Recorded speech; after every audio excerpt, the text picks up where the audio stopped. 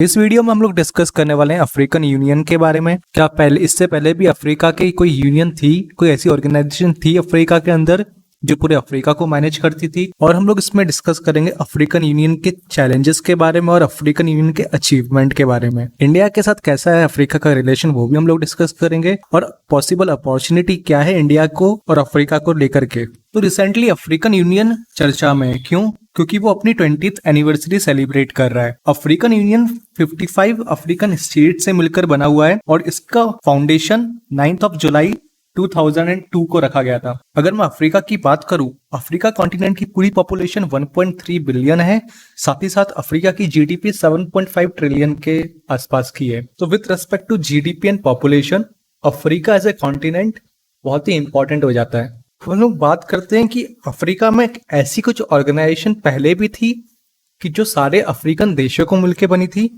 हाँ, तो 1963 में ऑर्गेनाइजेशन ऑफ अफ्रीकन यूनिटी बनी थी। इसका एम ये था कि ये प्रमोट करे कोऑपरेशन बिटवीन अफ्रीकन स्टेट।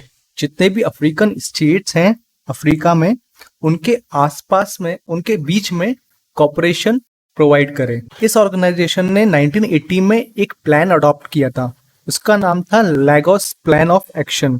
इस प्लान ऑफ एक्शन में ये था कि ये सारी वेस्टर्न कंट्रीज के ऊपर डिपेंडेंसी कम कर देंगी और अफ्रीकन स्टेट्स के अंदर ही इंटर ट्रेड ज्यादा से ज्यादा करेंगी। लेकिन 2002 में ऑर्गेनाइजेशन ऑफ अफ्रीकन यूनिटी को हटा दिया गया। इसका मेन रीजन ये था कि अफ्रीका के अंदर ये organisation of African unity peace, security और स्टेबिलिटी लेके नहीं आ पाई। मतलब 1963 से जो ऑर्गेनाइजेशन खड़ी की थी इन लोगों ने एक पीस, सिक्योरिटी और स्टेबिलिटी मेंटेन करने के लिए, वही चीज पॉसिबल नहीं हो पाई 2002 तक भी। इसलिए उन्होंने 2002 में ऑर्गेनाइजेशन ऑफ अफ्रीकन यूनिटी को हटाकर अफ्रीकन यूनियन फाउंड किया। अब अफ्रीकन यूनियन के कुछ अचीवमेंट बता देता हूं मैं आपको। तो 2018 में इन्होंने एक एग्रीमेंट साइन किया जिसका नाम था African continental free trade agreement. इसको टोटल 55 कंट्रीज जो उनके अंदर अफ्रीकन कॉन्टिनेंट के अंदर अफ्रीकन यूनियन से जुड़ी हैं, उसमें से 44 कंट्रीज ने इसको साइन किया है। इसके अंदर वो लोग क्या कर रहे हैं, वो लोग टैरिफ को एलिमिनेट कर रहे हैं गुड्स एंड सर्विसेज के लिए फॉर इंटर कंट्री। तो टैरिफ वर्क कैसे करता है? सपोज करो एक कंट्री में कोई टावल है, वो 12 रुपए की बिक रही है और सेम ही टावल दूसरी कंट्री में 10 रुपए की प्रोड्यूस हो जा रही है। तो वो कंट्री क्या करती है, 2 रुपए कमाने के लिए, मतलब 20% कमाने के लिए वो उस कंट्री में 12 रुपीज में बेचती है। यहाँ पर टैरिफ की दिक्कत आ जाती है। अगर उस कंट्री में 10 रुपीज की डेवलप हो रही है तो वो इस कंट्री में भी 10 रुपीज की दे, अपना टैरिफ मार्जिन कम से कम रखे। इसके साथ ही साथ उस एग्रीमेंट में ये भी हुआ था कि सिंगल लिबरलाइज्ड मार्केट बनाएंगे। मतलब जितने भी अफ्रीकन स्टेट है उसके अंदर जितने भी अफ्रीकन कंट्री है सब मिलके काम करेगी। अगर मैं इस एग्रीमेंट की बात करूं तो ये 1995 के वर्ल्ड ट्रेड ऑर्गेनाइजेशन में जो एग्रीमेंट हुआ था ट्रेड को लेकर के, उसके बाद सबसे बड़ा एग्रीमेंट था जो कि 2018 में हुआ था।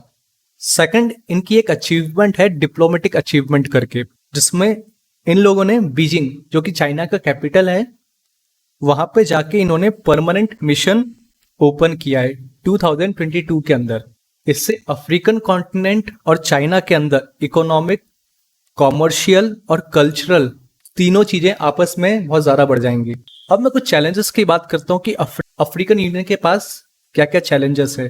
पहला तो उनके पास चैलेंज आता है कि अनकॉन्स्टिट्यूशनल होल्ड ऑफ पावर। जब से अफ्रीकन यूनियन बनी है उसके बाद से मिलिट्री कूप बहुत ही ज्यादा देखा गया है अफ्रीका के अंदर।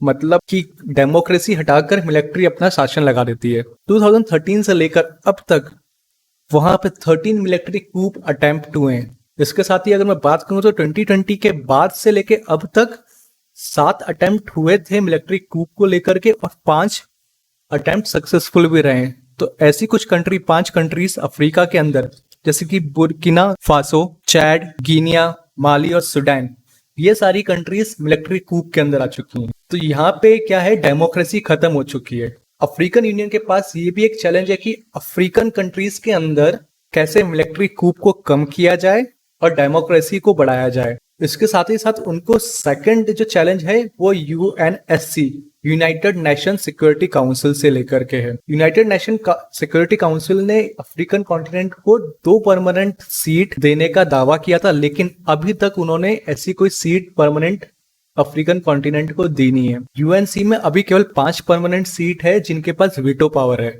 अब मैं इंडिया और अफ्रीका के रिलेशन की बात करूं तो इंडिया और अफ्रीका की पूरी पॉपुलेशन अगर मिला दी जाए तो 2.3 बिलियन के आसपास की बन जाती है। इंडिया और अफ्रीका के बीच में अप्रोक्सीमेटली $70 बिलियन का ट्रेड हर साल का होता है और ये ट्रेड हमेशा इंक्रीज ही हो रहा है।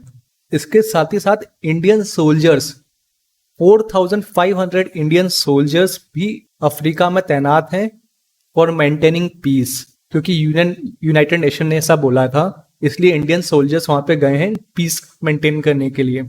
इंडियन फीमेल ऑफिसर भी लिब्रिया में तैनात हैं। इसके साथ ही साथ इंडिया 900 स्कॉलरशिप हर साल प्रोवाइड करता है अफ्रीकन पीपल को। और नाइजीरिया अफ्रीका की एक ऐसी कंट्री है जहां पर इंडिया सेकंड लार्जेस्ट एम्प्लॉयर बना हुआ है, मतलब सबसे ज्यादा second largest employment India generate करता है या फिर इंडियन कंपनीज जनरेट करती है नाइजीरिया कंट्री के अंदर, जो कि अफ्रीका कॉन्टिनेंट के अंदर आता है। साउथ अफ्रीका में 3% पीपल इंडियन है और इंडिया अप्रोक्सीमेटली $7.5 बिलियन खर्च कर रहा है अफ्रीका कॉन्टिनेंट की 40 कंट्रीज के अंदर इंफ्रास्ट्रक्चर डेवलप करने के लिए। कुछ पॉसिबल अपॉर्चुनिटी की बात करते हैं इंडिया और अफ्रीका के रिलेशन को जो बढ़ा सकती है। पहला पॉसिबल अपॉर्चुनिटी इंडिया के पास है एग्रीकल्चर सेक्टर में। तो पूरे वर्ल्ड को पता है कि इंडिया एग्रीकल्चर सेक्टर में कितना आगे है और अफ्रीका के पास एरेबल लैंड बहुत ही ज्यादा है जहां पे खेती अभी कर नहीं सकते हैं। इंडिया के पास ऐसी बहुत सारी टेक्नोलॉजी है जिससे वो अफ्रीका की हेल्प कर सकता है और वहां पे एग्रीकल्चर प्रोडक्शन को बढ़ा सकता है, जिससे इंडिया का भी फायदा होगा और अफ्रीका का भी फायदा होगा।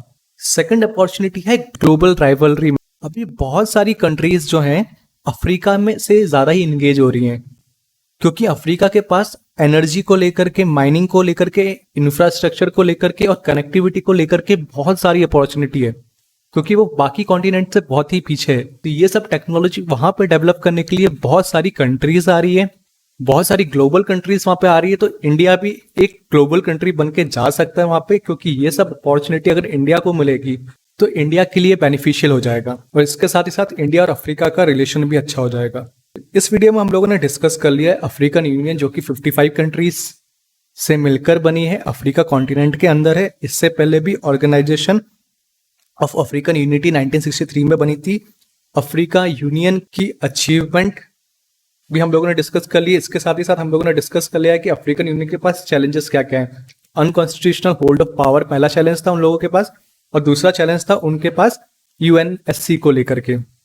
इसके साथ ही साथ इंडिया और अफ्रीका का रिलेशन कैसा है, इन नंबर्स हम लोगों ने डिस्कस कर लिया है, और फ्यूचर अपॉर्चुनिटी इंडिया और अफ्रीका के रिलेशन को लेकर के क्या बन सकती है।